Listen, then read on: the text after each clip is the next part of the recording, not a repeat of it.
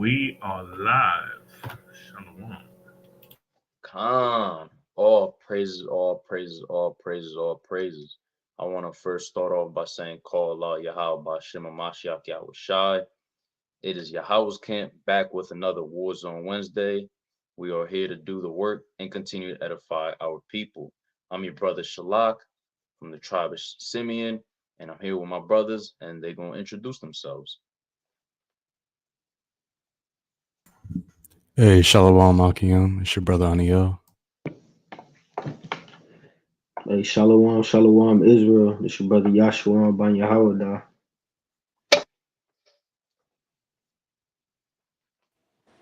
Hey, Shalom, Shalom. It's your brother Aimak. Hey, Shalom, Yasha. It's your brother Mahar. Yasha. Hey, Shalom, it's your brother Shapar. Khan, all praises. So, as y'all know, Yahweh's camp, this is who we are. And today, I'm going to be going into a nice little lesson. Hopefully, it can edify the people of Israel. And what I'm going to be going into is Simeon and Levi being brethren and going into the things onto why. Well, first, to determine that Simeon and Levi are these people by the characteristics that's shown in the Bible, and then go into the things that have caused the divisions between us, such as the mechanisms of, Esau or us being under the curses of Deuteronomy, having evil eye towards each other. So, if somebody could start off with Genesis 34, 1 and 7, Baba Shah. And we're going to start off in Genesis and work our way up into this lesson. And like I said, it's just to edify our people. And mostly I really would like for the so-called Dominican man, woman, and child, right, that watch this, for them to really understand why is it that there's so much beef between us and the so-called Haitians, who are really our brothers from the tribe of Levi. So yeah, if somebody could grab that Papa Shah Watawata. You said Genesis 34? Khan, and we're gonna read 1 to 7. We're gonna be jumping around. We're gonna pretty much be in Genesis 34, but we'll be jumping around. Okay, Khan. So Salakia. So in this, what's going on, obviously, Jacob has 12 sons and a daughter as well, right? So this whole chapter right here is going to give you the gist of what's going on and as to why this event occurred. So go ahead and read, Baba Shah. Khan. The book of Genesis, chapter 34 and verse 1. Can y'all hear me right? Khan. And Dinah, the daughter of Leah, which she bare unto Jacob, went out to see the daughters of the land. And when Shechem, the son of Hamor, the Hivite, prince of the country, saw her, he took her and lay with her and defiled her. What did he do? He defiled her. Right, he defiled her, read. And his soul clave unto Dinah, the daughter of Jacob, and he loved the damsel, and spake kindly unto the damsel. And Shechem spake unto his father Hamor, saying, Get me this damsel to wife. And Jacob heard that he had defiled defiled Dinah his daughter.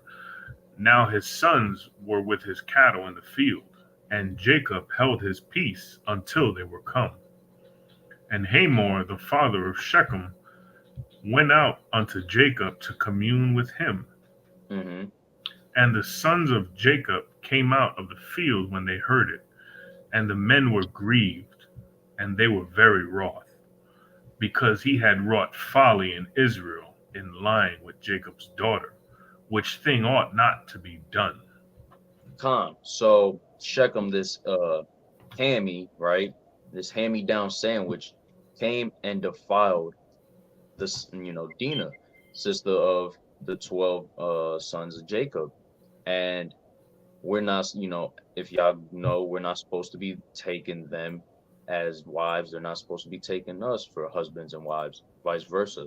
So here we have a situation where Hammy defiles the daughter of Jacob, the sister of the children of Israel, right? And the sons, when it says that they heard it, because Jacob withheld his peace, right? So he didn't say nothing when Hamor came to him. He didn't flip out on him. He held his peace. He waited till his sons got there. And when his sons got there, what happened? They were grieved and they were very wroth. What's another word for wroth? It would be angry. We can actually go into that in the Strongs if you can, Baba Shah, because of what he did by lying with Jacob's daughter. You feel me? So these brothers were very angry at the fact that their sister had been defiled. So we're gonna see what wrath is. Strong's H 2734. Chara. Hara, right? Chara. And as you see in the usages, is to be hot, furious, burn, be angry, be kindled. As you can see, all those things are pretty much just being synonymous words for an anger, for, you know, to be, if you look down, look, it says to be displeased, to blaze up, and anger, zeal, jealousy. So you have different usages of this word, but it's all pretty much just going into a way of something being lit up, and anger being lit up. So now let's go to verse 13 through 15. Baba Kasha Watwada. Khan. Verse 13. And the sons of Jacob answered Shechem and Hamor his father deceitfully, and said, because he had defiled Dinah their sister. And they said unto them, we cannot do this thing, to give our sister to one that is uncircumcised, for that were a reproach unto us. But in this we will consent unto you, if ye will be as we be, that every male of you be circumcised. You see that? So the sons of Jacob came to Hamor and Shechem with a proposition. Although it was deceitful, they came to them. They said, well, look, they probably, you know, gathered together before they went to Shechem and Hamor.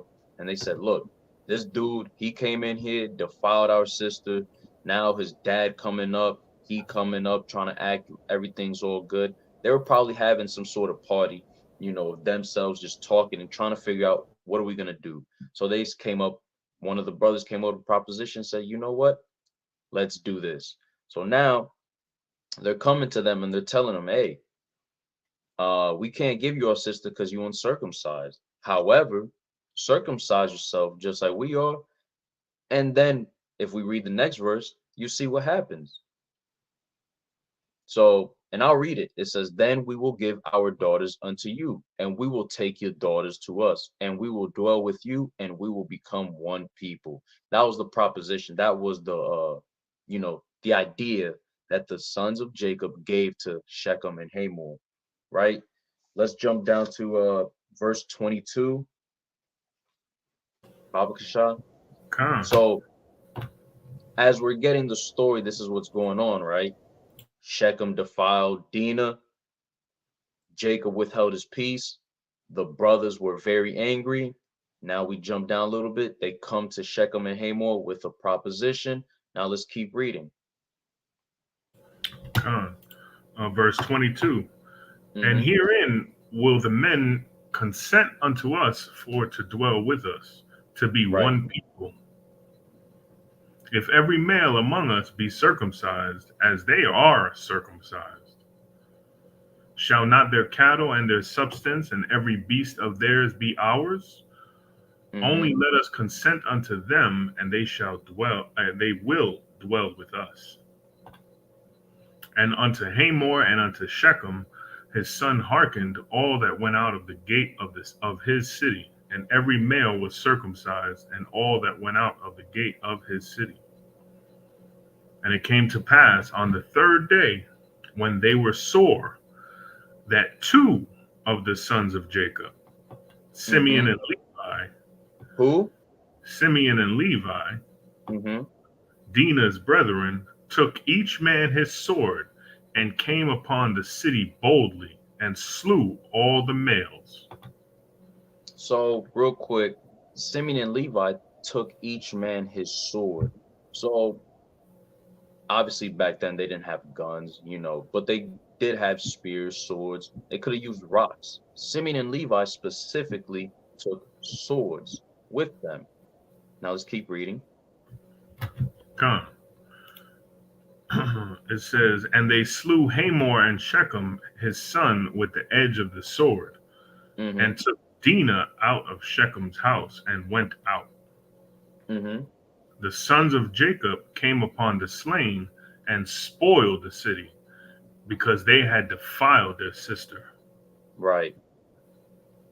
They took their sheep, their oxen, and their asses, and that which was in the city, and that which was in the field, and all their wealth, and all their little ones, and their wives took they captive, and spoiled even all that was in their house. So right there we see that Simeon and Levi, if you go back up to verse 22, Babasha, Simeon and Levi, that wrathfulness that they had in them, it went to a boiling point, to the point where they said, you know what, this is what we're gonna do. They went and circumcised themselves. Now we're gonna be deceitful with it. They're weak. They can't really fight. They're weak right now. They just circumcised. Now we'll take them. And what did Simeon and Levi do? They went and took their swords.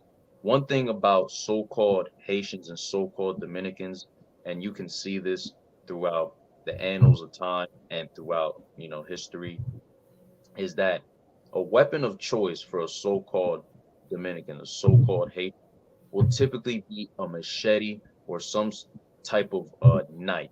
A sword, a knife, a machete, a blade is what they're looking for. Because this cruel anger that they have, which we'll touch into later, it gets to it goes to the extreme, as I'll say that. The anger with a Simeonite and a Levite, it doesn't just stay at where it's at. It has to reach another threshing fold. It has to hit another level. So they come out here and they slew all the men with their swords. Go ahead, and if you could pull up that source, one of the sources I sent you with we could start off actually with You want me to do it in order? Or let's do we could do it in order. see, the first one would be Khan. the gas station. Oh boy. Actually, I think there's another one before that. Yeah, there's another one before that. The Univision one. Yeah, that's the gas station one. Yeah, that's what I'm talking about. Oh boy. Okay, Khan. So this is happening in the DR. Oh, yeah, free fair use, by the way, fair use. Word. That way yeah. And we don't want to show too much stuff, but essentially these are Simeonites fighting in the Dominican Republic. And you see a man get his hand chopped off. Damn, you spoiled it. You spoiled it. Yeah, machetes are drawn and somebody's hands go flying off. And I don't want us to show too much in the video get taken down. So if you want to skim through it, maybe a little sneak peek or something, just maybe go to like where they pull the machetes out. So look, there they are, fighting with machetes. Boom. This is what Simeon likes to do. They'll go and fight straight up with machete. And I saw a hand go flying off. I saw something fly off. So this is what the so-called Dominicans will do. Look at that, hand chopped off.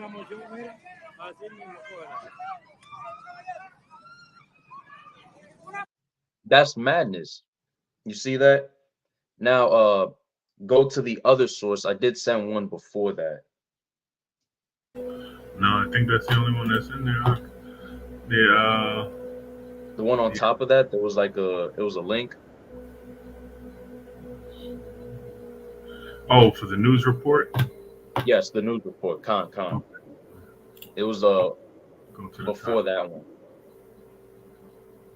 So this is what you see, and that news report is very informative in the sense because even the reporters, you know, the policemen, the people that were there, they knew who did the crime by what weapons were being used.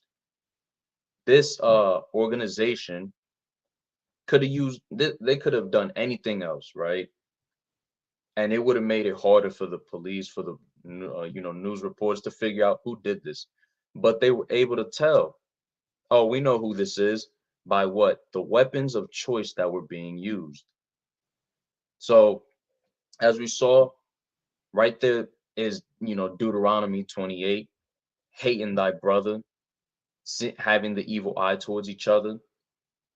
There's no reason why two Simeonite brothers should be going at it to the point where one of them gets his hand chopped off. But however, this is what the so-called Dominican man will do. He won't gun you down. He wants to grab a knife. He wants to grab a sword, a blade, machete, and he wants to use that cruel anger to make you feel that rage, that anger.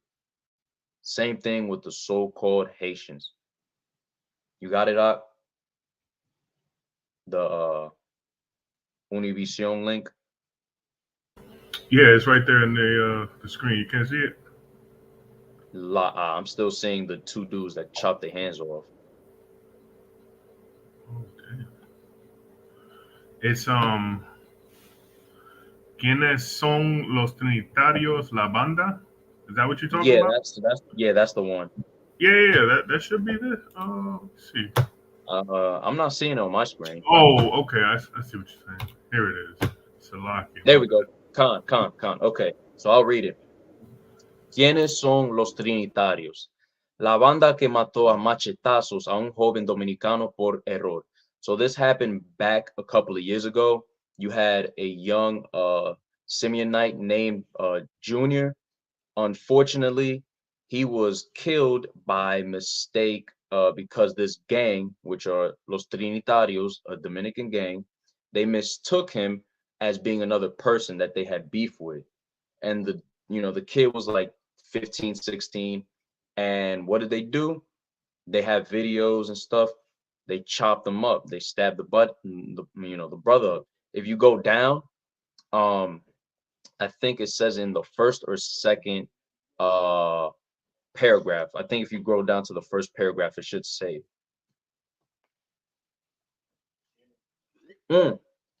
So you see right there, go up real quick. This happened in the Bronx too. You see what's in their hands. What does that look like? That's not a gun. That's not a rock. You see what they have in their hands are blades, swords. This is what the so-called Dominican man would like to use. So you can go ahead and scroll down. I'm trying to say, I think it was the first or second paragraph that right here. There we go. So you could say where it says Lesandro Guzman Feliz, who was the name of the young brother. You know, he was in a bodega in the Bronx. And what happened? These Trinitarios, these gang members took him out, beat him up, and then they stabbed him up with machetes and knives. You could go down. And right here, this is where it talks about the what right there, the first one, con. This paragraph talks about the weapon of choice of this gang, this so-called Dominican gang. And it says, las armas que utilizan son machetes. The weapons that they use are machetes. This is what they do. And obviously, how do they introduce themselves? With their gang signs and all that stuff, rocking the colors, which would be red, white, and blue, so-called Dominican flag. And What, they're out there just committing all types of atrocities amongst their own people.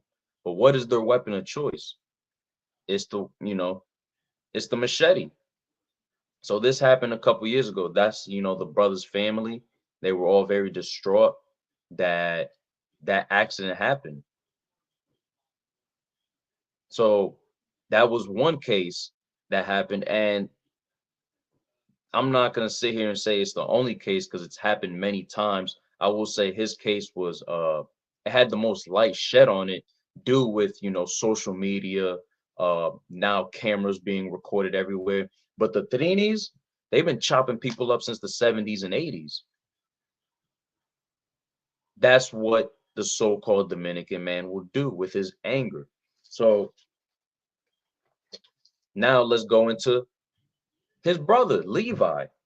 If you go into the source, the two sources now, with the first one with the CNN, and then the one that's right under that one, Baba Kasha. Just to show, because all this is to do what? To show who our people are. So as y'all know, maybe y'all don't, these past months, there's been a lot of turmoil going on in the land of IT, the whole island, I'll say. But on the side where Levi resides, with political corruption, so gangs have been taken over, and the people living there, they're tired of these gangs, right? So we'll just let the video play out so y'all can see what's going on.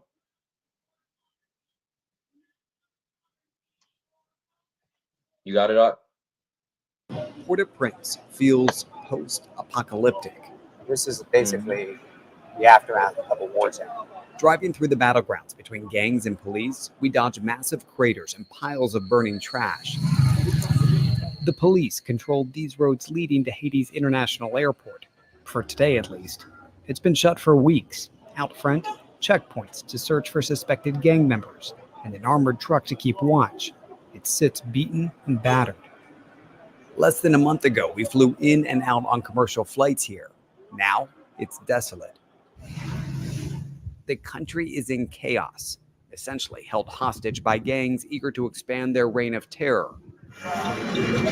Over the weekend, more businesses looted and cars stolen, gangs leaving behind a scorched path of ruin. We're headed to one of the last remaining hospital trauma centers that's still functioning in Port-au-Prince. February 29th was probably the worst. And as soon as we meet one of the doctors, a call comes in. Go ahead if you need to get it. A gunshot victim heading into surgery. He takes us to him. Most of those cases that are brought here are gunshot victims from the gang violence.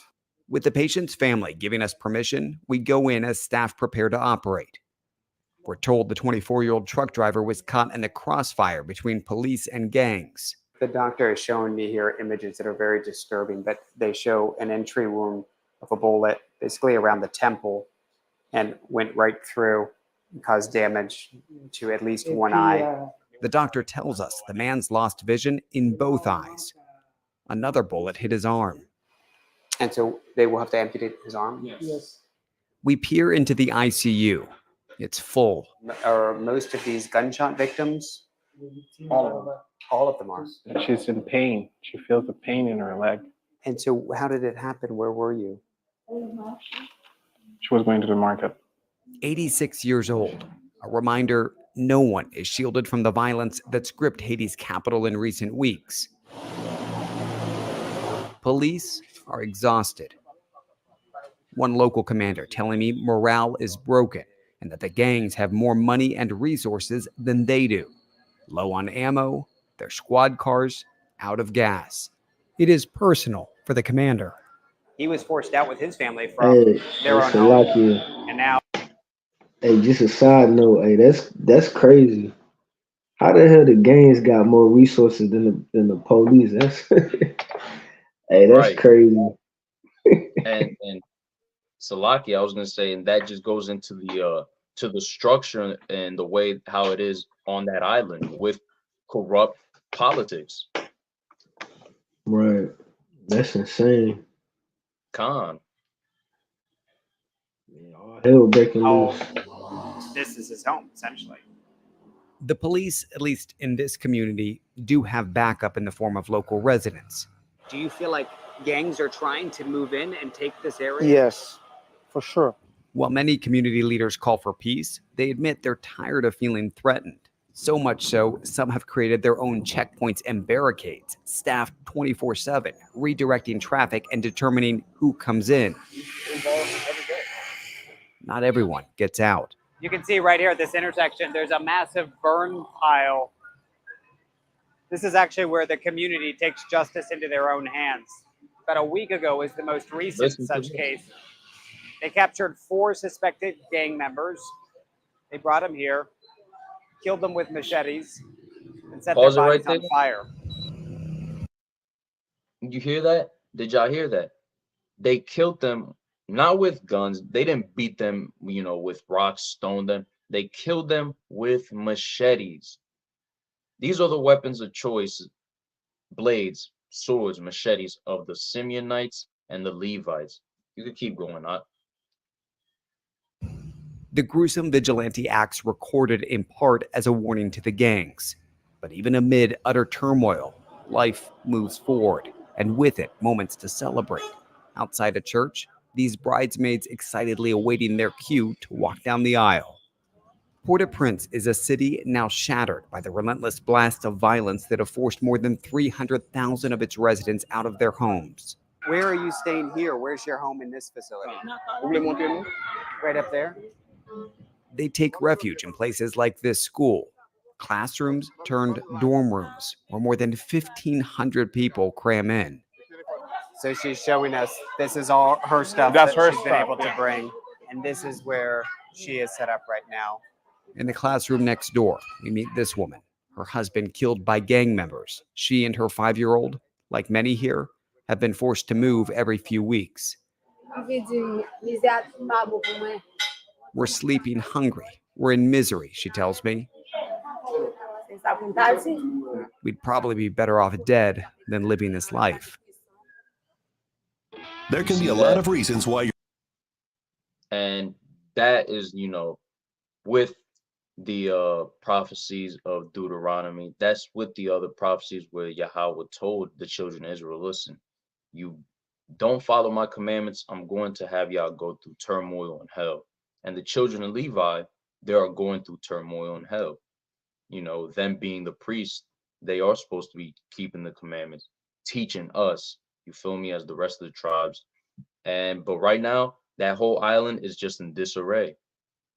Because even though on the other side, they could say the Dominican Republic is prospering, that's only for the Spaniards, the people who are in, politics. But your everyday Simeonite, he ain't living like that. He's not prospering. His lights get cut off whenever they feel like it. He maybe could get a gallon of milk. So these are the things that's going on the island, and yet our people, so-called Dominicans and Haitians, are over here beefing over things that was caused by Esau. So if you could go into that other source now that I sent under that one, also dealing with children of Levi. And all this is just, once again, to shed light and to edify our people, and hopefully, some so-called Dominicans can look at this video and say, you know what, maybe I shouldn't be harboring so much resentment based off the lies and propaganda that these Edomites have put into our people. So this is a source. This was a news article, and it says that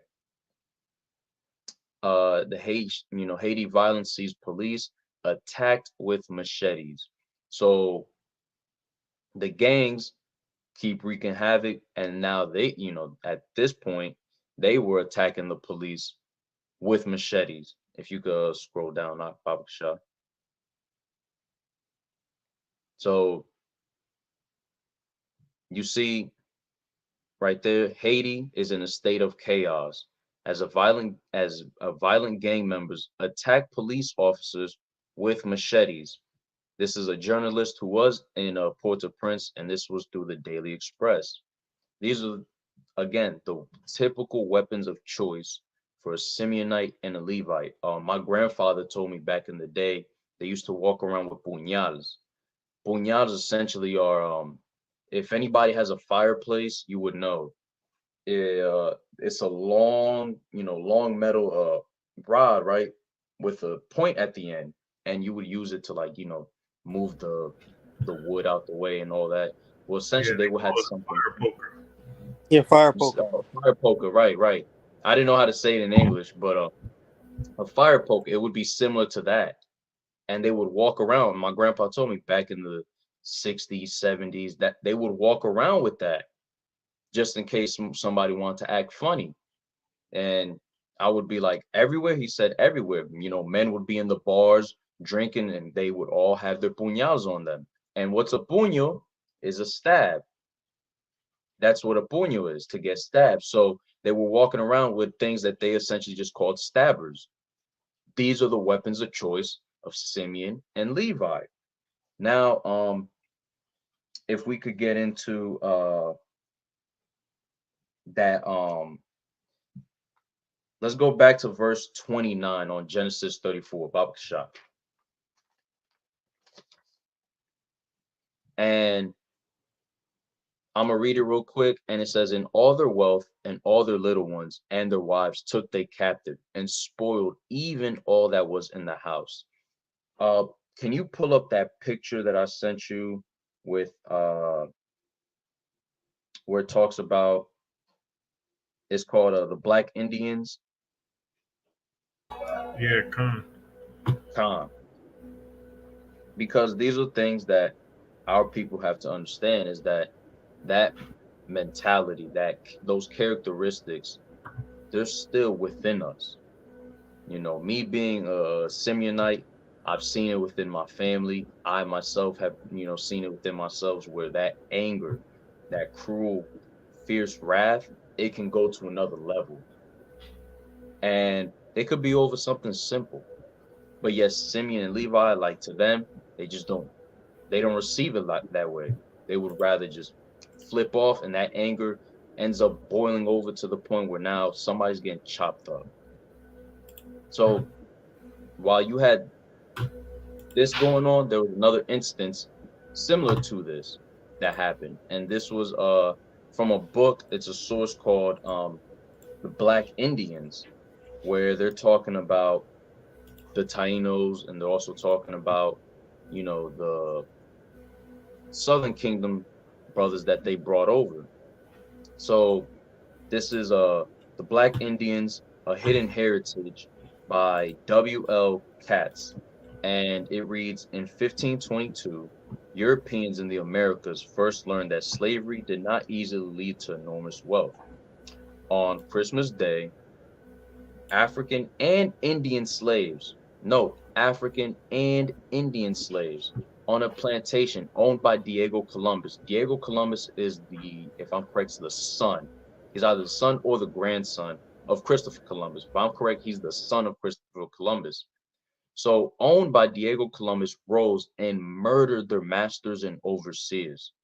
The beautiful island of Hispaniola shook with the first recorded slave rebellion in the New World. The conspiracy had spread across the sprawling sugar plantations in the weeks before Christmas. Patiently, the plotters waited until Christmas Day, when the planters and their families would be bloated with food, soaked with liquor, and are too weak or sleepy to offer much resistance. Then they struck, plunging into the night to kill whites and find freedom. Notice how there's similarity there. Hey, we're going to wait till they get to a point where they're docile, weak, where they can't really fight back. When we go back to Genesis 34, what did the children of Jacob do? They said, hey, we're going to give you this idea, this proposition. You must circumcise yourself. Now, what happened? Simeon and Levi waited till the third day, when the men were extremely, weak, when they couldn't fight. Then what they did, they went and slew the men. So now you start seeing some similarities here going on. And notice how on this source it said African and Indian slaves. two people, right? Same people, but two, different tribes. So now you have this right here in your face. So then how can then our people as so-called Blacks, Hispanics, Natives look at each other and still have this animosity towards each other? It doesn't make sense.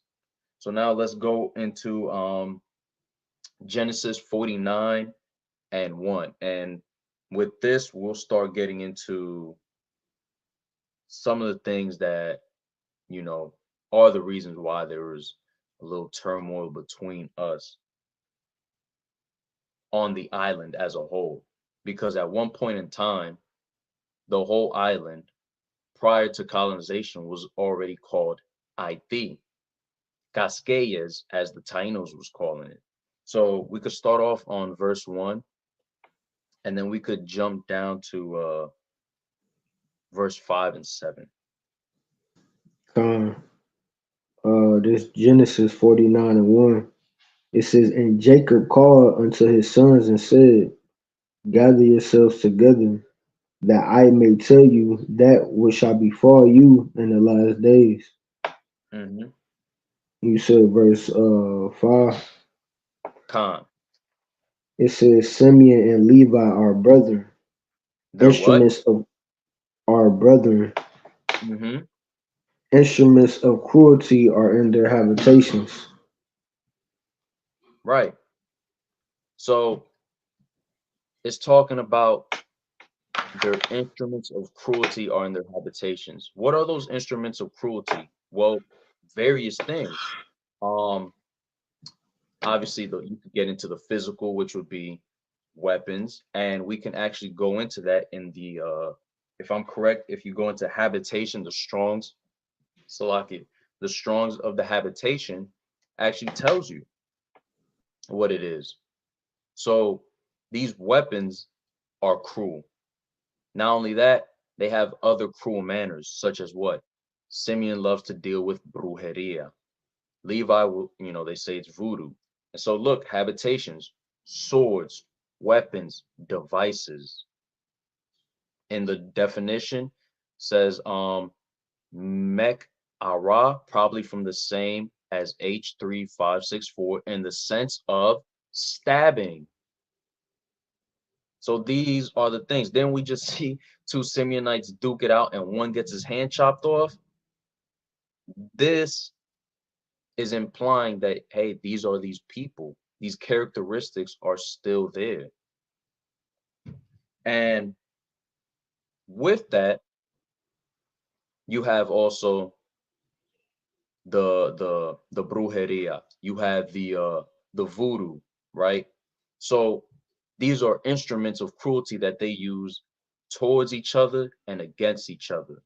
I say towards each other because you have Simeon throwing all types of spells towards Levi, Levi throwing all types of spells towards Simeon. But then even in-house, you have Simeonites doing voodoo and witchcraft against other Simeonites. Same thing with Levi. And if you cannot just go to actually I have the source right here, or you could type it in yourself, and it's Which literally one just is it? Did you send it to me? I don't think I sent it to you, this one, but you could just type in Dominican or just type in Dominican brujeria or Dominican voodoo. And it goes into all the same stuff that the so-called Dominican would say, los haitianos, los prietos, los morenos. Well, guess what, dummy? Y'all do the same thing. And even before the truth, as a child, I never understood why there was so much beef because I couldn't see no difference. The only difference I recognized was the language. But you have brujeria, which is a term to describe witchcraft in indigenous Afro-Caribbean and Latin America cultures. So you see brujeria within the cultures of who? Simeon, Ephraim, Manasseh. You also see it within not just Levi, you see it with Benjamin. This witchcraft, this brujeria. Now we know the original origin of where all this stuff comes from. This is coming from the Most High. We also understand that Levi was given certain spiritual powers. Were those powers meant to be used in the way that it's used now? No. They were only meant to be used in times that Yahweh said, now you can do it. But what happened? Within us falling through our sins, within us, losing our culture, losing our heritage, brothers and sisters just started now doing these practices for their own vainglory, for their own stuff. There was I forgot where and what point in time, but when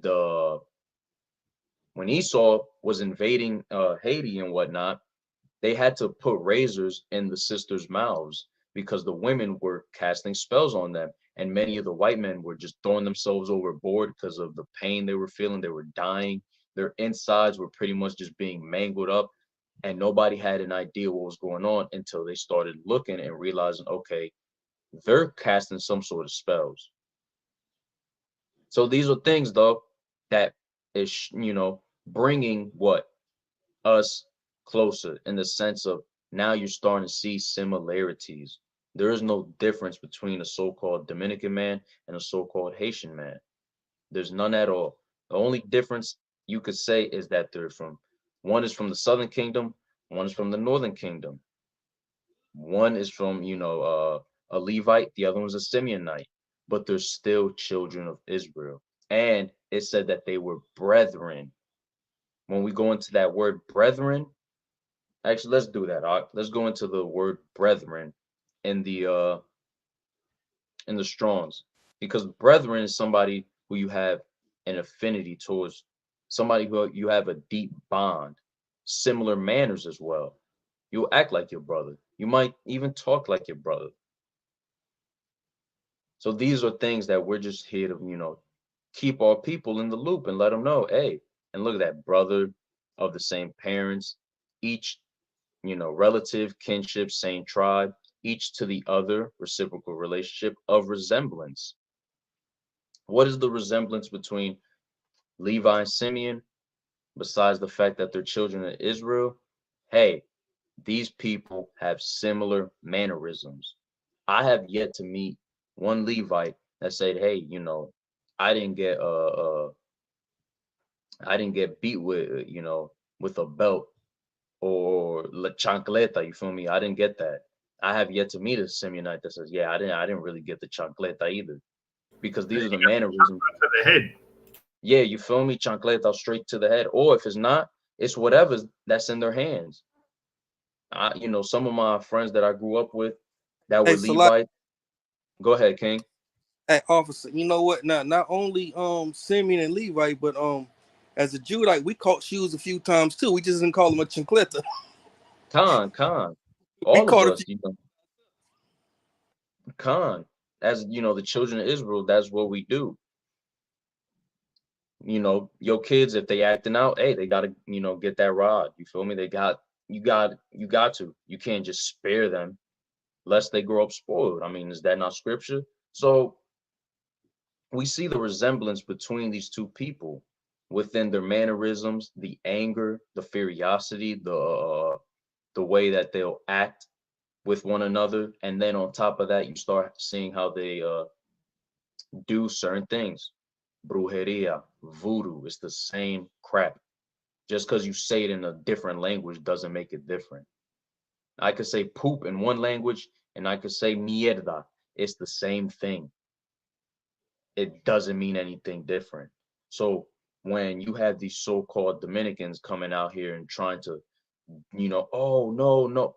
Listen, what you're doing is following and spewing rhetoric that these political leaders, who are not our people for the most part, put themselves in, and then they come up with this rhetoric and this idea to make then you, as a so-called Simeonite, hate your own brother.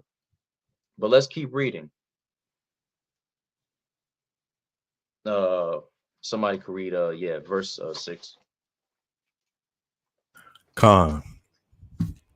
O my soul, come not thou into their secret, unto their assembly, my honor. Be not thou united, For Be in their not thou united, Salakia. So that's what you see going on within the island of IT. Till this day, Simeon and Levi has not been united. We'll touch on that later on in a little bit, that there was a unification period, but how long did it last? Because right now in 2024, the so-called Dominican man and the so-called Haitian man is not really that united, unless it's for wickedness, which you start seeing now. Simeon gangs and Levi gangs are coming together.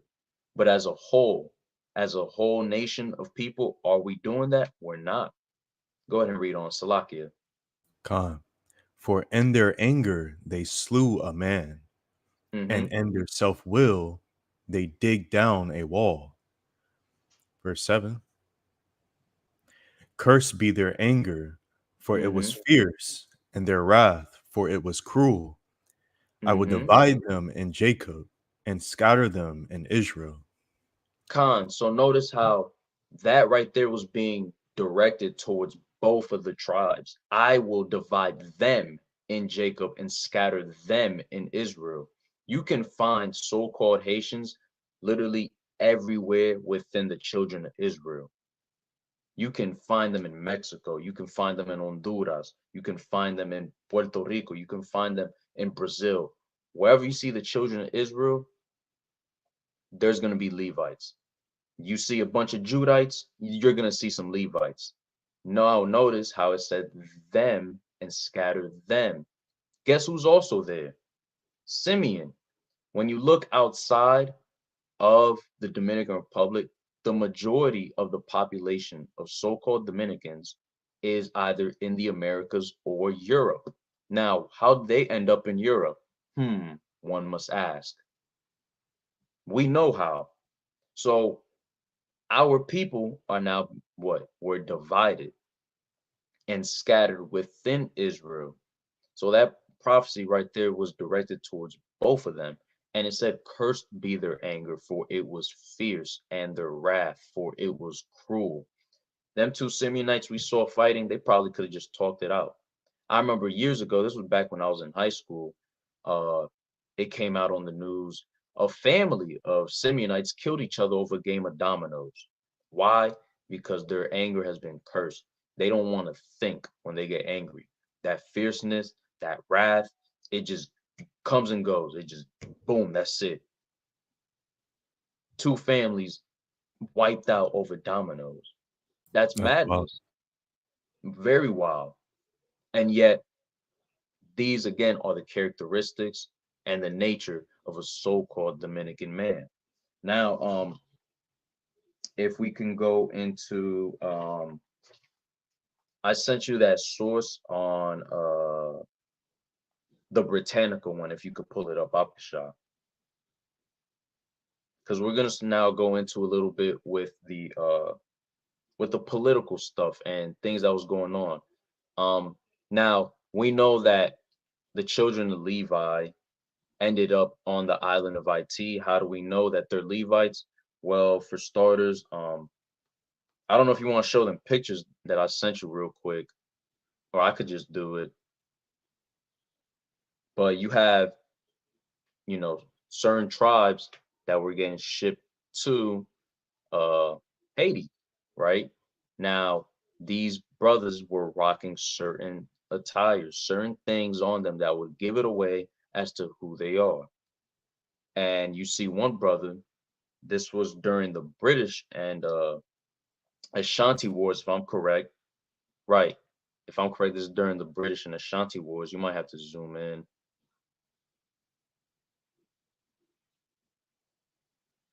Yeah, that sucker isn't letting me zoom in. Okay, Khan. I mean, I could probably just. So you see the brother right here, and on his chest, he's rocking an ephod. And then on this picture, they show it even more into detail. So they knew that those were the children of Levites. They knew that. So we have that. Now we're going to jump into a little bit of the history. So if you can scroll down a little bit, Papa Shah.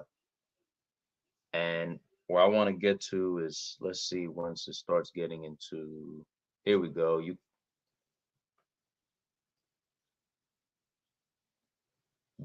There we go. We could read that a little bit because there are some things I want to touch on from each little part. If you could scroll up a little bit, there we go. I'll just read where it says Dominicans have experienced political and civil disorder, ethnic tensions, export-oriented booms and busts, and long periods of military rule, including a Haitian occupation 1822 through 1844, the oppressive dictatorship of Rafael Trujillo, who is an Edomite, and we'll get into that, and military interventions by the United States in 1916 through 1924 and 1965 through 66. However, the country's troubles have paled in comparison with those of Haiti. Why is it paled? Because Haiti, those are Levites, so Yahawah's just been hitting them super hard for being the Levites, telling them, y'all gotta, wake up, y'all gotta get back to it. So the Haitian occupation, many so-called Dominicans, if you're around my age, you will hear these things from your aunts and your grandparents. Well, they will talk about the occupation in a very negative way. Now, when you actually go into the occupation, it was well, first you had the Haitian Revolution, right? That was being led by Toussaint Louverture, and you also had brothers like Jean Jacques Dessalines. And these men were out there doing the things that they had to do in order to free their people. So, let's read this real quick. That's a good paragraph right there. So, this is the colonial era in the Dominican Republic, right? And all this is going to go into the occupation, where many Simeonites will say it was horrible. However, they don't know what really happened. So I'll read this.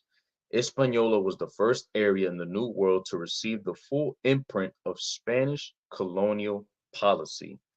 The oldest cathedral, monastery, and hospital in the Americas were established on the island, and the first university was chartered in Santo Domingo in 1538. Side note, Christopher Columbus' house is still there too. I don't know why nobody's burned it down. They have it like a monument.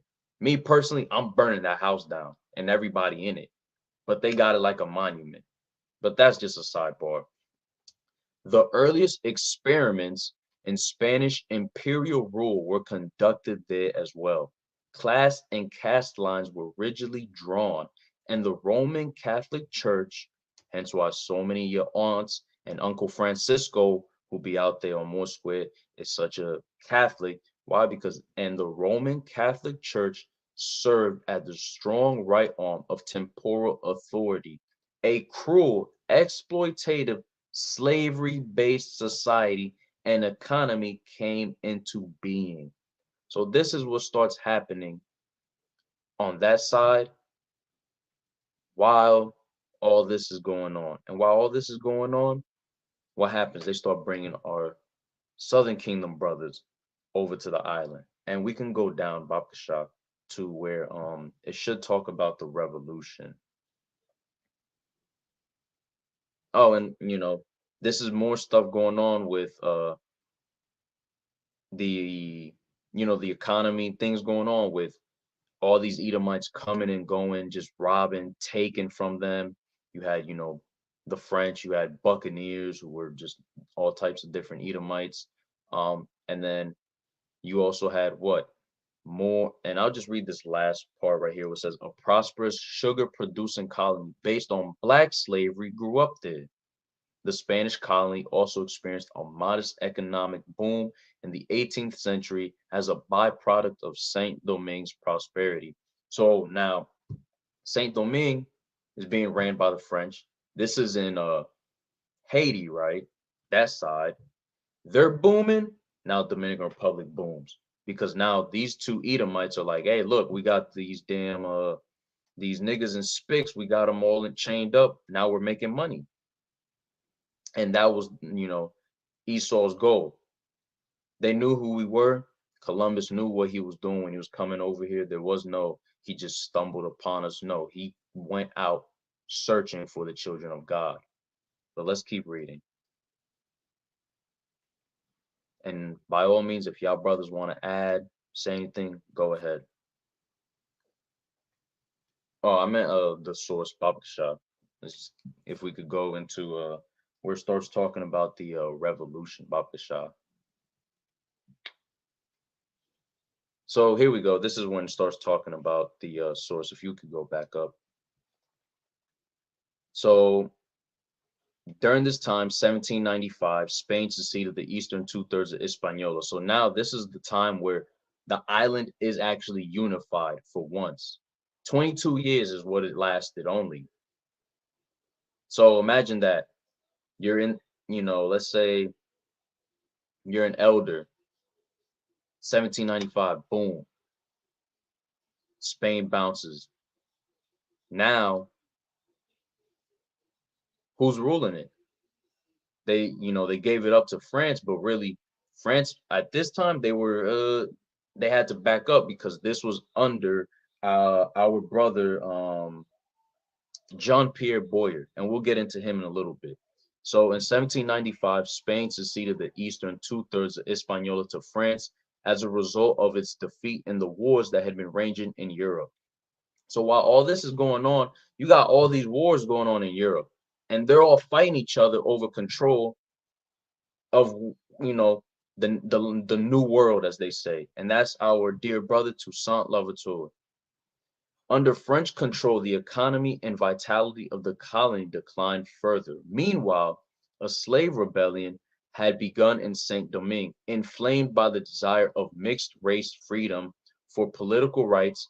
The inhuman conditions under which enslaved Black people were forced to labor, and the revolutionary currents then sweeping France, led by Toussaint Louverture, the Haitians not only succeeded in throwing off French rule, but soon overran parts of the previously Spanish Eastern Island as well, instilling terror. And this is where all the, they'll be, oh no, que los haitianos esto, que los haitianos esto. They instilled terror, not on you.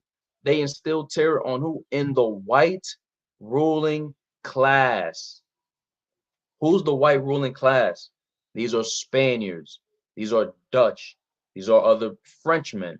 These are Edomites, and who the Levites went and opposed to. They didn't come and make oppositions with the Simeonites. Simeonites ended up, I'm going to say it like this, pretty much ended up being collateral damage, because they said, if you side with us, you side with us. If you don't, you don't. And unfortunately, I'm going to be real, I'll keep it a buck. Simeon is a big coon. They sold out heavy, and we'll get into that. So, instilling terror in the white ruling class. For a time, French, British, and various Haitian armies all vied for control of Hispaniola. So while this is going on, you have the French, you have the British, so you got Esau, and you got Levi. They're all fighting and pretty much trying to take control of Hispaniola. The Haitians evicted the main French army from the western part of the island, but Dominican colonists and British forces in turn drove the Haitians from the eastern part. In 1809, the colony was reunited with Spain. But in 1821, a group of Dominicans deposed the Spanish governor and declared independence. Following the lead of the countries on the mainland, they named the fledgling nation of the independent state of Haiti. So when this happened, you have a man called Jose Nunez de Cáceres. And if real quick, somebody could read Isaiah 14:1. So during the independent state of Spanish Haiti, which is the Dominican Republic, the president there was not of our people. What he did was this right here, what says in Isaiah 14:1. If I'll read it. You ready? For the Lord, Khan, go ahead and read it out. This is the book Isaiah chapter 14, verse 1.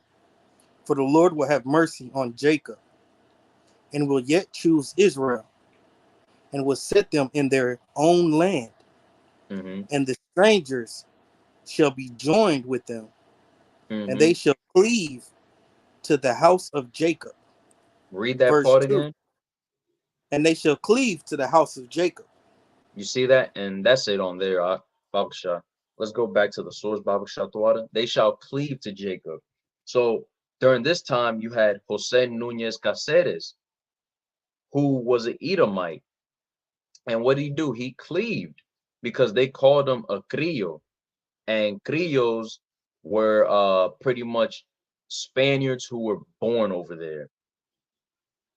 And them being over there, they were, I guess you could say, treated differently. And because they were treated differently, they didn't, like how things were going for them. So essentially now they wanted to tie themselves into this whole, oh, we can all fight for a better tomorrow type of mentality. But guess what? There is no better tomorrow as long as you have Spaniards and other people ruling your land. So now we're gonna go into real quick. Can you open up the post that I sent you of Haiti then and now?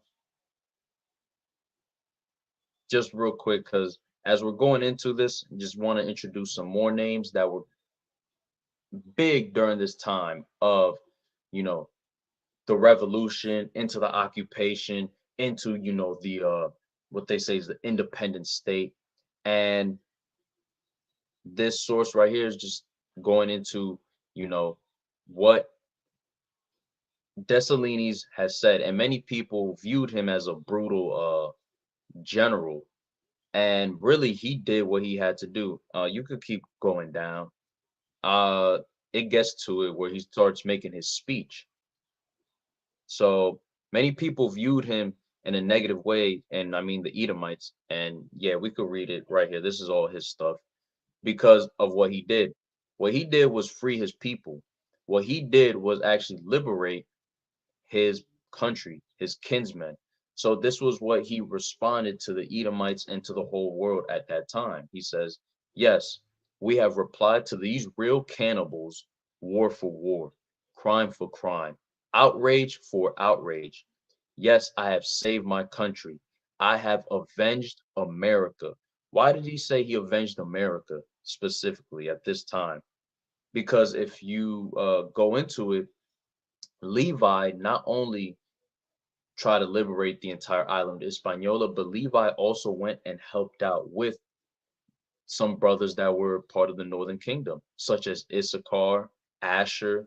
That is why you have many Asher countries with the blue and red, such as Venezuela, Colombia, Ecuador. They got the blue, red, and yellow. The blue and red they got from Levi. So like he helped down there in Louisiana too.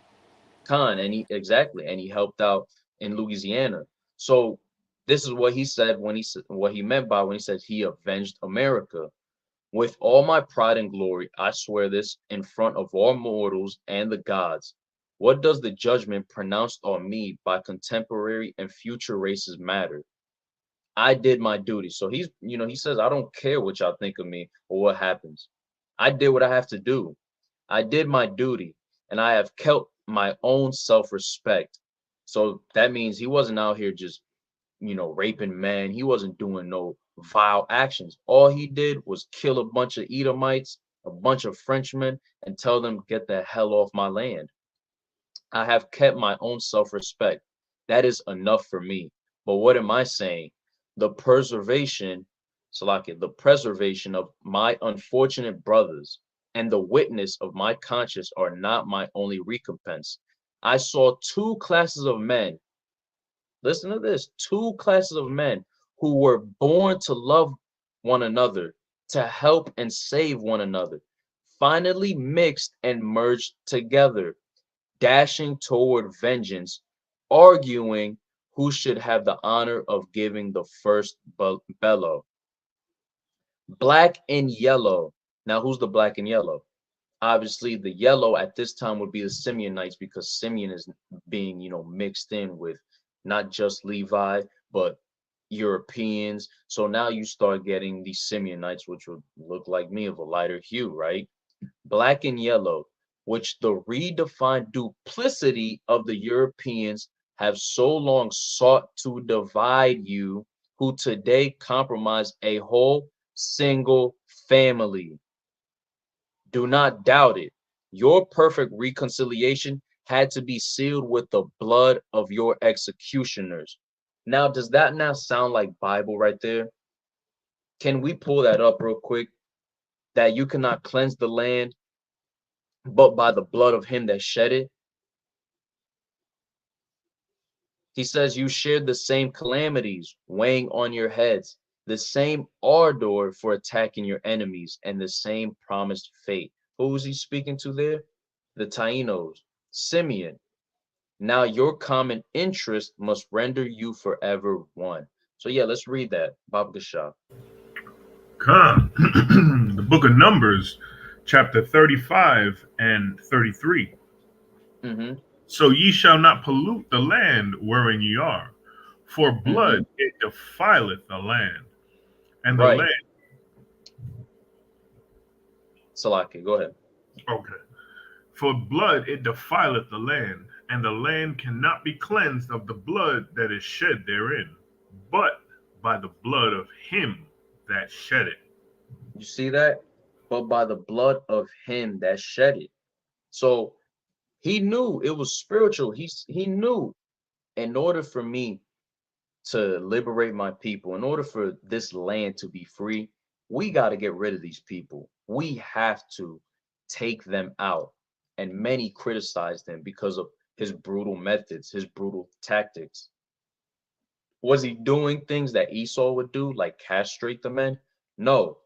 But was he hanging a bunch of Edomites? You're damn right he was. Was he chopping heads off? You're damn right he was. Was he throwing Edomites overboard? You're damn right he was. He said, I give them war for war. So Dessalines was a mighty powerful brother that many didn't, many of the Edomites did not want to keep around, because they also knew that with him doing that, it was going to cause more rebellions across the Americas, across the world. So now, if you, and I could show some pictures real quick. I just wanted to go onto this one source. I sent it to you. It was the Lathan's Quarterly. It's called All the Devils Are Here. And there's images, and I just want to show these images of the things that our powerful Levi brothers were doing to avenge themselves, avenge their ancestors. And I mean, we're speaking on years and years of atrocities that Esau is committing on our brothers, committing on us as well. These are the things that they were doing. So it was only right for what? For Levi to say, I'm tired of this. I'm going to now attack. I'm going to retaliate and defend myself. It wasn't like, we just, hey, you know what? Out of nowhere. No, there was reason, cause and effect. You enslaved my people. You beat my people. You murder us, rape us, castrate us, do all types of abominable things. And you expect us to just sit here and be docile. No, you're going to have rebellions. And after this, we'll look up the brother Enriqueo, and I will text it to you to spell it properly. That's the Salakia. Uh-huh. I got a precept here of what it sounds like. Go ahead and read it. This is the book of Micah, chapter 5, verse 15. And I will execute vengeance in anger and fury upon the heathen, such as they have not heard.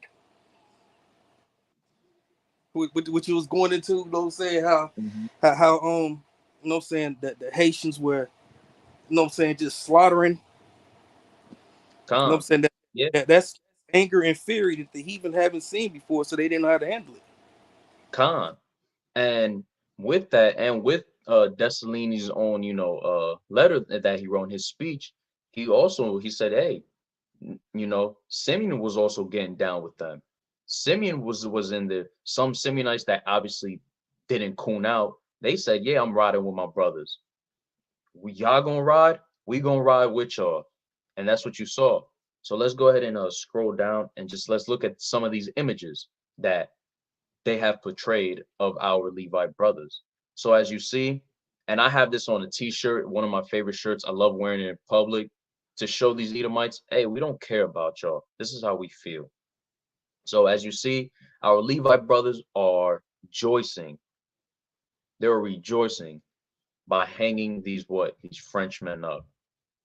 And people will look at that nowadays and they will say that's evil. But how is that evil when that was a righteous thing? How many of our Levi brothers and sisters that they hang just like that? How many of our brothers and sisters that are from the tribe of Simeon did they hang just like that? How many? But yet now when it's flipped, you know, there's the, oh, that's evil. That's the Stockholm syndrome that they beat into us. Hence why you had so many Simeonites want to sell out. Because no, they just got to stick their neck out and say that's evil. But yet what happened to their forefathers? That wasn't evil. They stuck to the rhetoric of what Esau told them. The Spaniards said, hey, olvídate del pasado. Forget about your past. Ya eso no importa. Here's Catholic Christianity, and call yourself Dominican now. You're no longer Arawaks. You're no longer Tainos. Your new name is now Henry Caceres. Your new name is now, you know, Pedro. So you had these Simeonites coon out while our brothers was out there. And then you had other Simeonites who said, we're going to ride with them. So let's keep scrolling down just to see some more images. And it's pretty much just reiterating some of the same stuff that we already read into with how, you know, yes, the French would throw bloodhounds on them and they would train the dogs to eat the Levites, attacking children. Yeah, Salaki, I was just gonna say that shit is crazy. It says the French military notoriously trained their Cuban bloodhounds to eat the blacks. What kind of shit, man? As a matter of fact, let me see. While you're scrolling, look. So this is what they were doing to us. You see, the Frenchman, he was throwing our people overboard. They actually don't have an estimated number to on how many people they threw overboard. That's how many of our brothers and sisters they were just throwing overboard like that. Matter of fact, I'm trying to find it real quick where it talked about, and these are books by Frank Zaquan Jordan. Get them whenever y'all can. One of these books I have, and it actually goes into with that same thing. It lines up with how they were they had butcheries. The Spaniards had butcheries, and they were chopping up the Tainos. And what did Dessalines say in his speech? These are the true cannibals. These are the men that, you know, you should have an outrage for. So yeah, you can keep scrolling. I'm gonna try to look for this real quick. If I can't find it, I can't find it. But I remember I pulled it up in one of the Warzone Wednesdays. But yeah, so as you can see, they had cities burnt down, which is typical of what Esau likes to do. That's an image right there. These were our people, you know, just having to say, you know what, enough's enough. We're not gonna keep sitting here and taking it. And yet that's what they expect us to do, is to sit here and say, hey, we're just gonna keep being good old slaves for the Spaniards, for the French, for, you know, the Dutch and all them. I can't find it right now. That's fine. And boom, so you see that image. This is what was going on. And while all this is going on, the Edomites are over there in Europe fighting over control over who could control the Americas. And that's another brother right there, Henry Christophe, who they talk about. Another powerful brother. This unremarkable novel circulated widely, enough that a copy of it reached, Slovakia, I was reading that, let's say, reached independent Haiti, where it fell into the hands of future King Henry Christophe. Then at that time, he was the head of the Haitian army. On December 13th, 1805, noting that this petite brochure, so a small little brochure, had arrived via merchant ship from the United States, and General Christophe sent it with a warning to Emperor Jacques I, who was John Jacques Dessalines, who led Haiti to independence in 1804. So you had turmoil going on within also the Levites, because some Levites were like, are we even doing the right thing? There's a lot of them. Are we enough? Will we even be able to liberate our people? So these were things going on. And yet nobody wants to talk about this. Nobody will actually want to read into this, go into the details of why there's so much turmoil, why there's so much hatred, why there's so much beef between two sets of people on the same island. But we could get off that source, Babakashah, and I want to touch into the occupation part now of when the Levites decided to go into the eastern part of the island and take it over, as they say, and occupy it. I think we could just go back to the Khan, and it should say the occupation.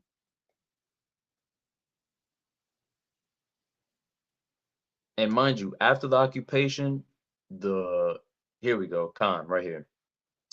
Mind you, after the occupation, everything for the DR, right, just went to shambles in the sense of having all these Edomite presidents, having then Jake be a president, but he can't really do nothing because the country, trashed out. So he got to give the country back to Esau so it can make money. Yeah, I mean, it's just nothing but problem after problem after problem. So let's read real quick. And this is now talking about the occupation. And this is what it says. And our people they got to read.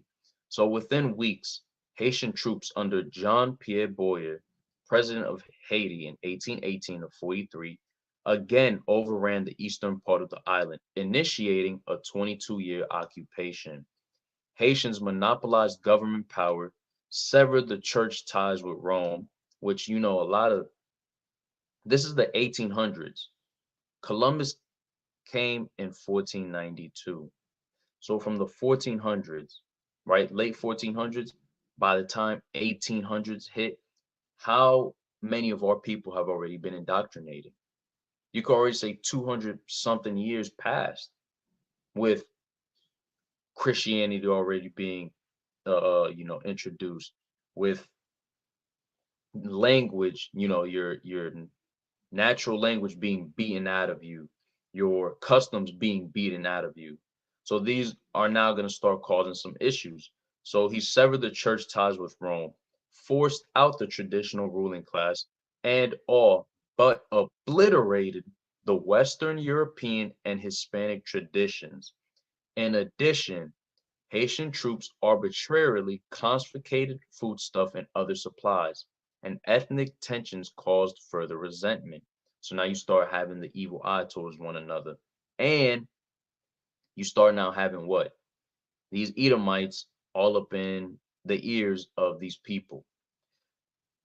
How it says, Dominicans historians, and you will hear this from your grandpa, your grandma, okay, eso haitianos son malos. They will all say this, have portrayed the period as cruel and barbarous. But there's a but there. Boyer also freed the enslaved people, and his administration was generally efficient. So then you start having men like this guy right here, Edomite, right? You start having men like him now come into power with taking over the so-called Dominican Republic.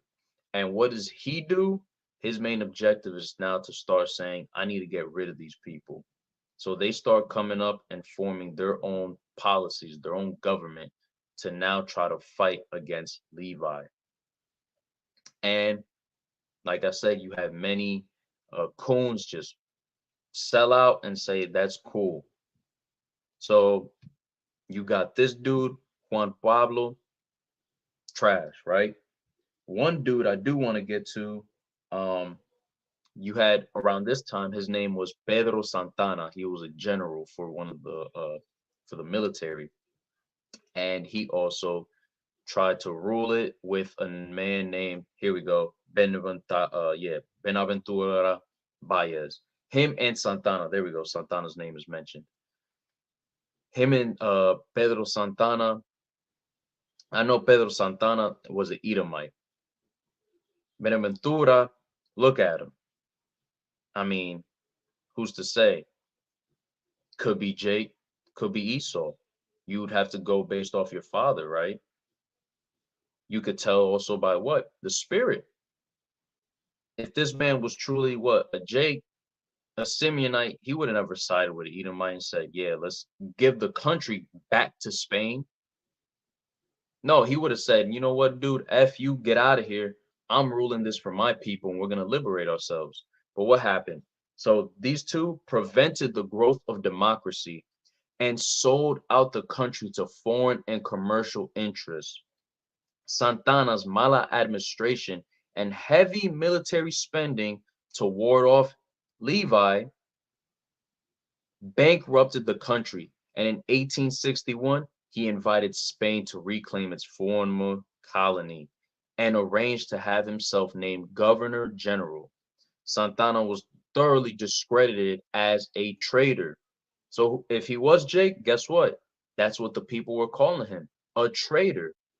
And Spain withdrew its troops after a brief occupation and a series of battles against patriotic forces. Baez then approached the United States with a proctorate plan. President Ulysses S. Grant favored annexation, but the U.S. Senate failed to ratify the treaty by one vote. So now you start having America into the play. You had French, you had the Spaniards, you know, there's also a bunch of Dutch there. Now you got, you know, the Great Whore of Babylon starting to meddle in there. And while this is going on too, you had these men start opening up the doors to more Edomites, to all types of different heathen into the island of Hispaniola. So we could keep scrolling down. Babkasha. Here we go. I'm gonna skip over. No, I'm gonna read it. I was gonna get to, yeah. The instability continued during the 1870s when Ulysses Espaillat, an idealistic reformer who was elected president and then overthrown in 1876, marking the country's first short-lived democratic government. Baez returned to the presidency for a fifth time, but was also forced out. A period of civil unrest with a succession of presidents ensued, out of which Ulysses Heriu. Now, this could be Jake. This brother could be Jake. However, due to some things going on, he had to give the country to America because the country again fell into bankruptcy in one of these sources that I read. But in this one, it says he who dominated the country from 1882 to 1899. Heriu presided over a time of unprecedented stability. Mind you, also that last name that he has is not a Spaniard last name; that's a French last name. So yes, for Dominicans out there that don't think that they can have another last name, no, you could have French last names. There's Simeonites with Dutch last names, British last names. There's Levites with Spaniard names. Why wouldn't we be having all these names when all this is going on the same island? And you think they're able to just say, oh man, I could tell the difference? No, they're just all throwing us from plantation to plantation. So here he is, presided over a time of unprecedented stability and national growth. His resume built new roads, dug irrigation canals, increased agricultural production, and brought in a great amount of foreign investment, particularly major sugarcane producer from Cuba, like his predecessors. However, he ruled with a dictatorial hand. He created a fearsome secret police force, restricted the press, and committed blatant electoral fraud. He was then assassinated in 1899 by Ramon Caceres, And then you start having these guys who, if I'm correct, Mauricio Vasquez was, I think, our people, but Juan Jimenez was not.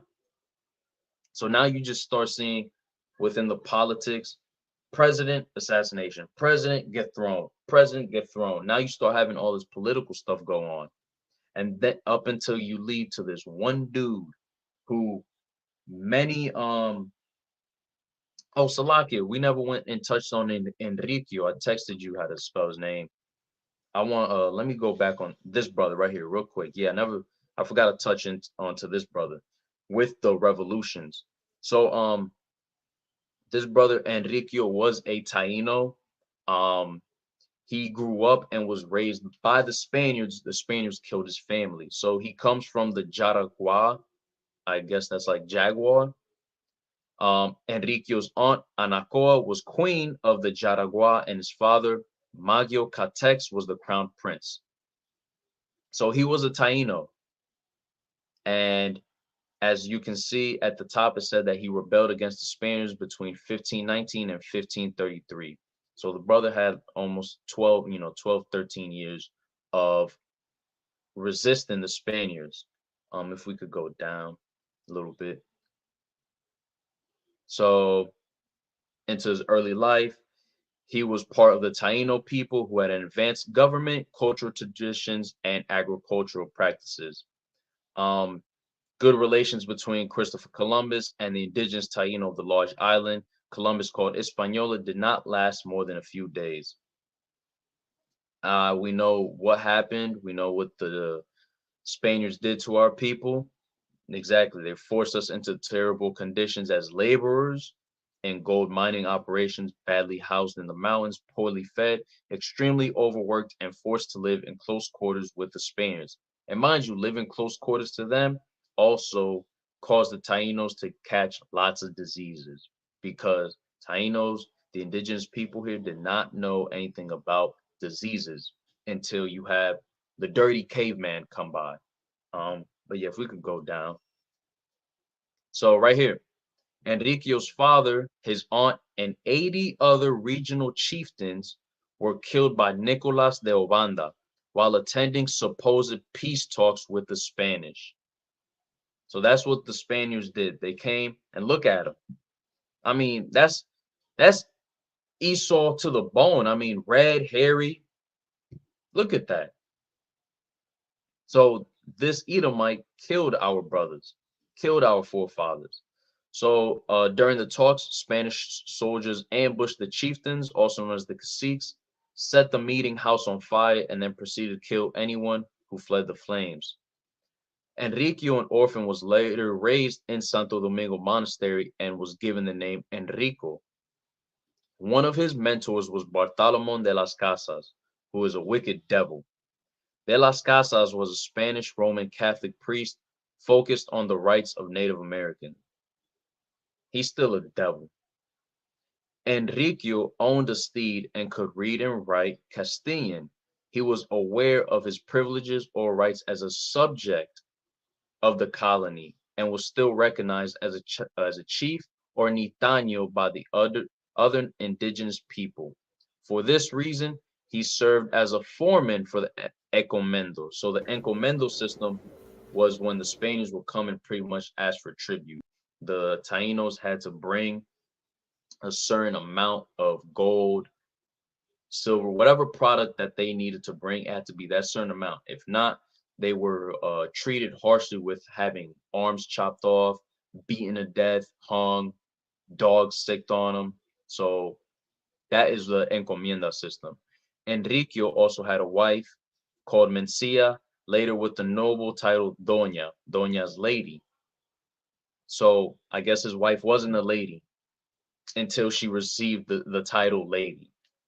Due to Enriqueo's high standing in relations with the Spaniards, she was raped by a Spaniard named Valenzuela, similar to Venezuela. When Enriqueo tried to take the issue to Spanish courts, nothing could be done, since it was Doña Mencia's word against the Spaniards' word.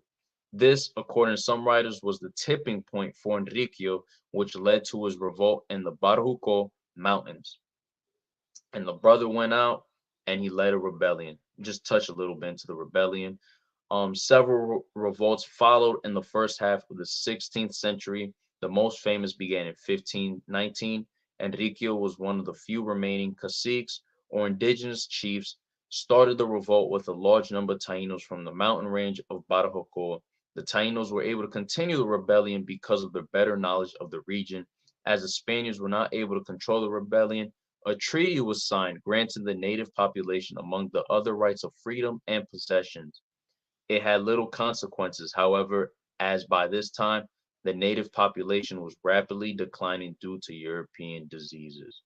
So you see that, and that was the brother. And along him, you also had Hatui, who Hatui was another Taino. He fled the island as he went towards Dominican, Puerto Rico, and Cuba, and tried to. Well, first he went to Puerto Rico, and he tried to warn them. And Ephraimite, they laughed at him. They said, "Bro, ain't nobody messing with us. Well, what are you talking about?" So he left from Ephraim and then went to Manasseh, and with there he was able to form a small militia. By that time, they they threw him on a spike and they burnt the brother alive. So this is what they were doing to our people who were leading rebellions. But let's go back into the politics and all that stuff with now these government officials who for the most part end up being Spaniards, and if they're our people, they would be traitors, or they just simply don't know what to do because the country is in a serious turmoil. So now you have Khan, you can go down. So now you got intervention by the United States. So now you start having the Great Whore of Babylon get in the mix. And they were already getting in the mix in the late 1800s to early 1900s. This is something that happens in 95. We could skip this because I want to get into Trujillo, which is before 1995. He's during the 60s, if I'm correct. This is civil unrest. Here we go, Trujillo, this devil. So many people will in the Dominican aspect, right? The land.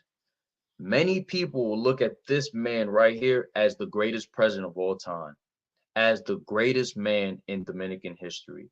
And I'm here to tell y'all right up front, this man was a straight devil. He was a murderer, an Edomite, and a straight up devil. Whatever he did against our people, he could find a method, he would do it. He actually created a thing called anti Haitian in the Dominican Republic. Mind you, this is the early this is the 50s and 60s. A lot of where, our grandparents are born, 50s, 60s, 40s, 50s, 60s, He's coming up with the policy and the notion of being anti-Haitian. So the dictatorship of Trujillo, 1930 through 61, was one of the longest, cruelest, and most absolute in modern times. Trujillo maintained complete control of the military, appointed family members to key offices, strictly enforced censorship and conformity laws, and ordered the murder of political opponents and the massacre of thousands of Haitian immigrants.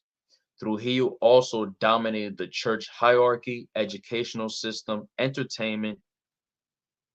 You could keep scrolling down, Bob Pashah. Entertainment industry, and virtually every other element of Dominican society.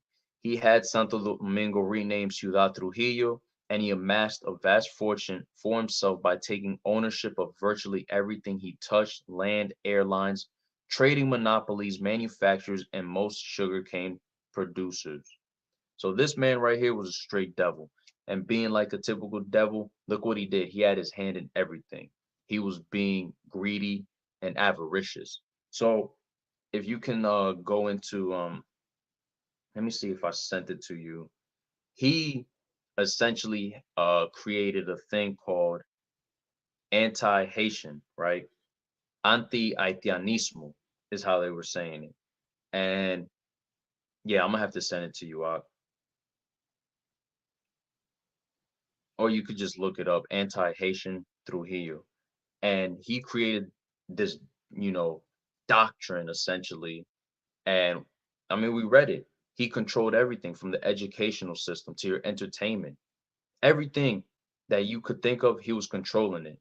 And one of his main things was where he says he wanted to turn the Dominican Republic into an all-speaking white Catholic island. So Trujillo's yeah, right here, anti-Parsley Massacre, the anti-black, the anti-Haitian. However, how they were doing this was at the border. If you couldn't say parsley, which in Spanish is perejil, if you couldn't say it correctly, they were like, oh, you're a Levi. Boom, kill him. However, what if you were a Simeonite with a speech impediment? What if you couldn't just talk proper and you were a Simeonite? You got killed by order of this Edomite. So the Parsley Massacre, which is in Spanish el corte, and Creole is coto coto, was a mass killing of Haitians living in the Dominican Republic's northwestern frontier and in certain parts of the contiguous Cibao region in October 1937. Dominican army troops from different areas of the country carried out the massacre on the orders of Dominican dictator Rafael Trujillo. And one thing too about our people is that that word Dominican, that's not where our ancestors were calling themselves. The first Dominicans were these Edomites coming over, but yet our people hold on to that name very, hard. And yes, I'm Dominican with so much pride, not knowing that that's Esau, not knowing that that's his people, and that with that word and with that name, there's a lot of blood on your hands. There's a lot of wickedness on you, on that name. So as a result of the massacre, virtually the entire Haitian population in the Dominican frontier was either killed or forced to flee across the border. Many died while trying to flee to Haiti across the Dajabon River that divides the two countries on the island. The troops followed them into the river to cut them down, causing the river to run with blood and corpses for several days. The massacre claimed the lives of an estimated 14 to 40,000 Haitian men, women, and children. You see that? This is what was going on with this Edomite as the president slash dictator of the Dominican Republic, in which many so-called Dominicans will look at him and revere him. When me, I want nothing but death unto a man like him, unto his family, for the things that they did against our Levi brothers. I wish nothing but pain against that man, because he caused great pain unto us. Now, there was something I read about him as well.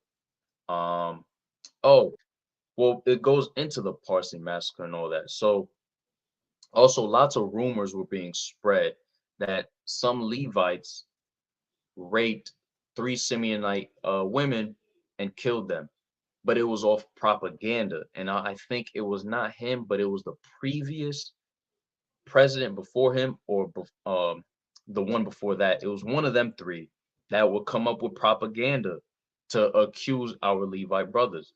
Who's to say that that couldn't have been Simeonites that did that? Some bugged out Simeonites. And right there, look, Dominican dictator Rafael Trujillo, a strong proponent of anti-Haitianism, made his intentions towards the Haitian community clear in a short speech he gave on October 2nd, 1937. It says, "For some months, I have traveled and traversed the border in every sense of the word. I have seen, investigated, and inquired about the needs of the population.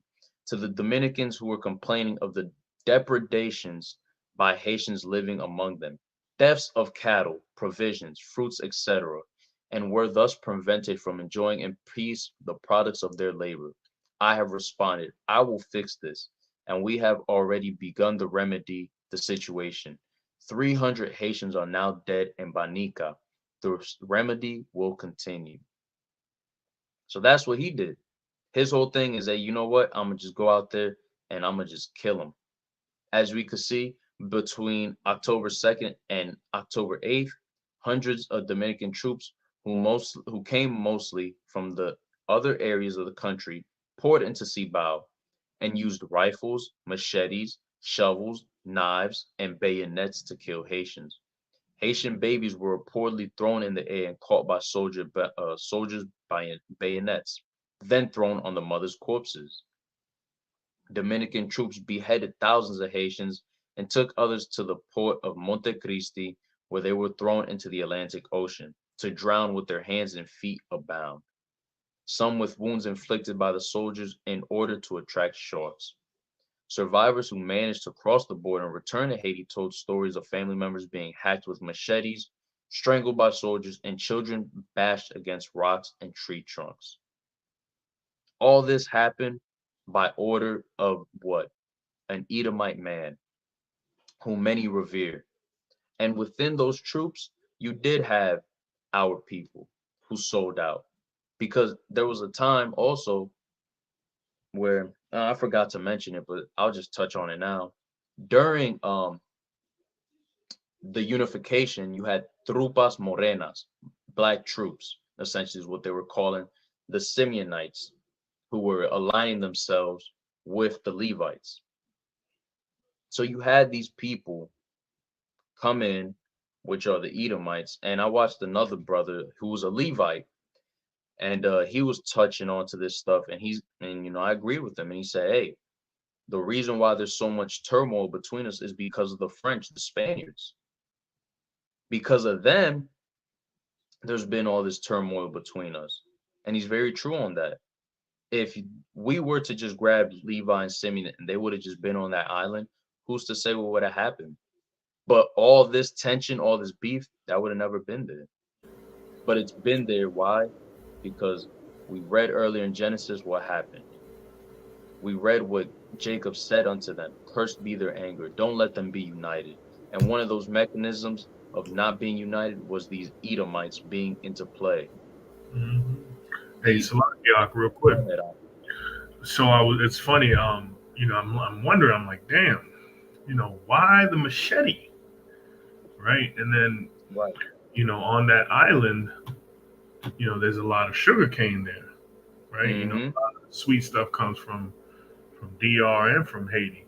Mm-hmm. But look, the machete is the best weapon to use for the sugarcane plant to cut it down because it's such a thick plant, right? Yep. And it's so crazy that it was happening on the entire island, and they both used the exact same weapon. Mm-hmm. But that's all I had. I just yeah. And Salakia, there was an incident that was on the side of Haiti where because the slaves had machetes to cut down the sugar canes. It happened in like 1700s where some Levites revolted, and after the revolt, that's when they were like, okay, we're not gonna have them with weapons, because they had the machetes. So the Levites were like, okay, well, we'll take it upon ourselves then to try to free ourselves. And they revolted. Mm-hmm. So that's when they started coming up with policies to say, you know what, we need to have them shackled up more. We can't have them with weapons. We got to do these things. Essentially, they enforced harder and harsher methods of torturing our people. Hey, look, that right there is a weapon of cruelty. A weapon of cruelty, Khan. And for one thing and one thing only, and that's slicing something off. Mm-hmm, Khan. Whether it be sugar canes or a human hand. Mm-hmm. You feel me? That is coming off. So you had this going on, and also, let's say, because it could have been propaganda on the sense of those Levites that were raping the Simeonite women. But who's to say, once again, it wasn't Simeonite men that did that?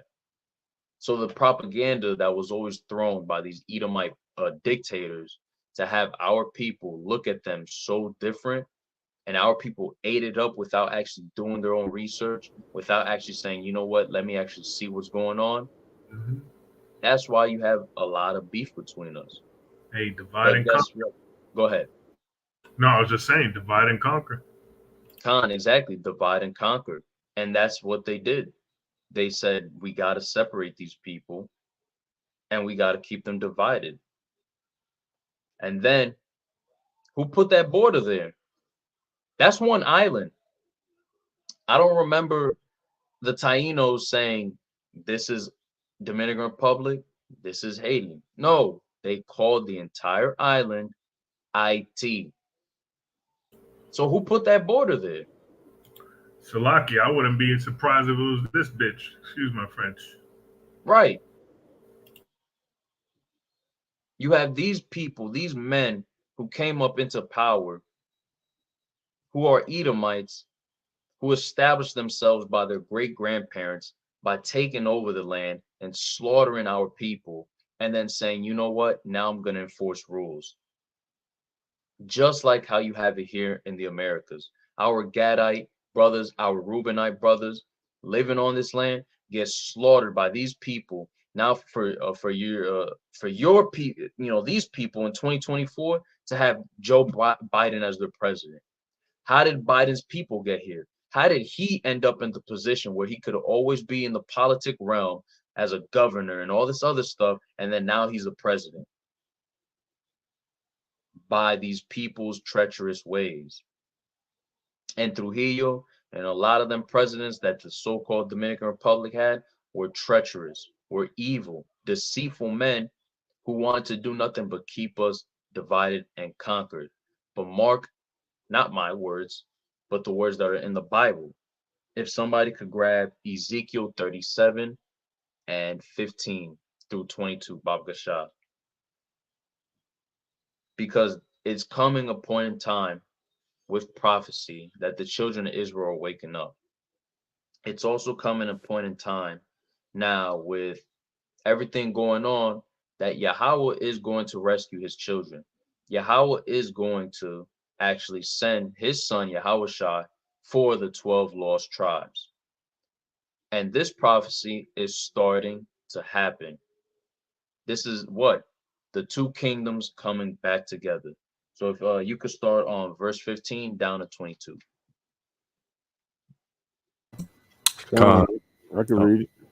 go ahead, King. Khan, this is the book of Ezekiel, chapter 37. You said start at 15? Khan. This is the book of Ezekiel, chapter 37, verse 15. And it reads, the word of Yahweh came again unto me, saying, moreover, thou son of man, take thee one stick and write upon it, for Judah and for the children of Israel his companions.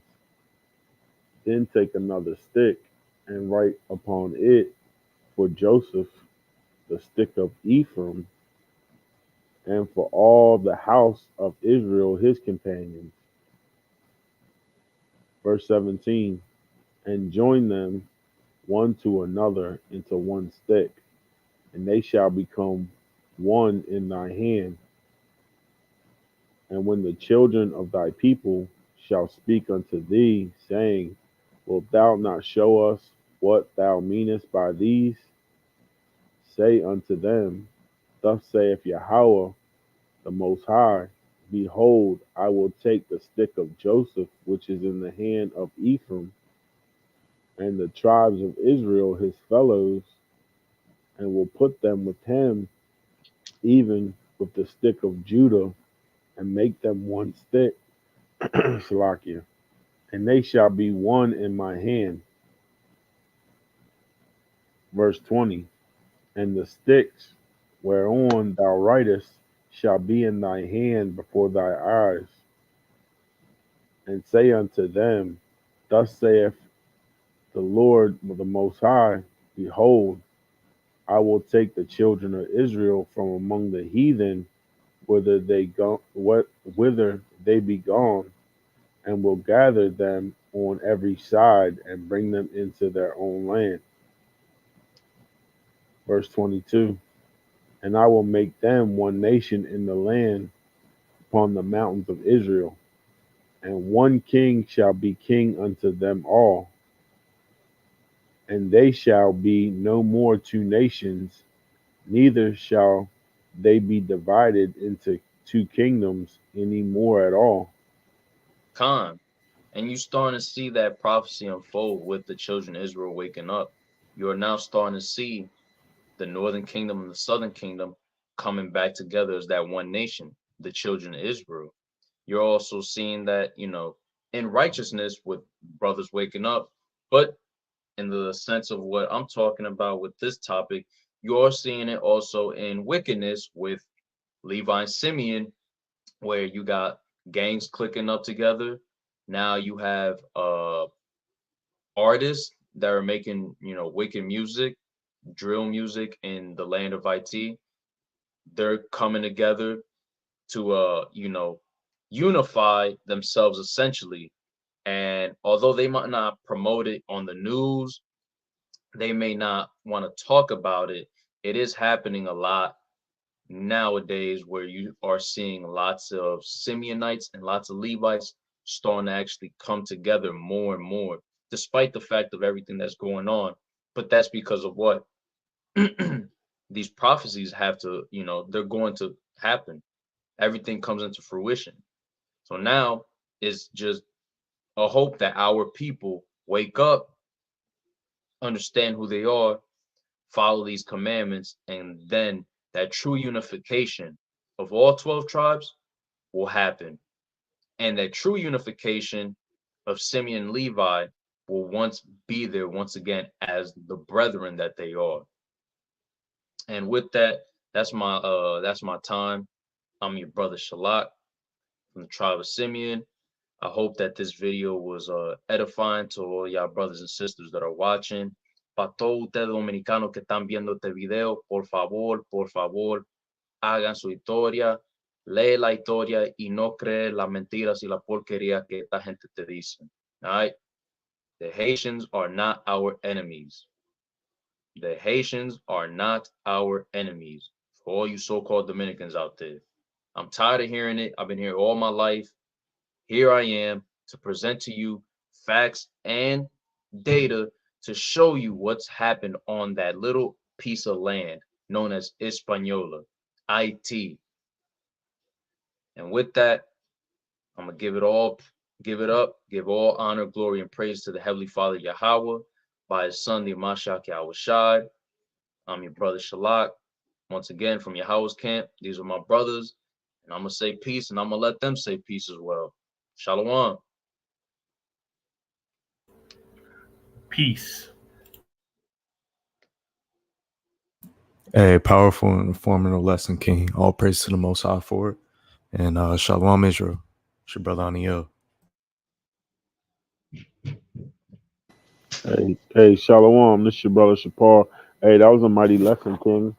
I learned a lot, man, about our Simeon and Levi brothers, man. That was a powerful lesson, King. All praise Yahweh. Hey, shalom, shalom. Hey, that was a mighty lesson, King. A lot of history. Shalom. All praise to Yahweh. Shalom Israel. Is your brother Mahar. Peace. Yeah, peace.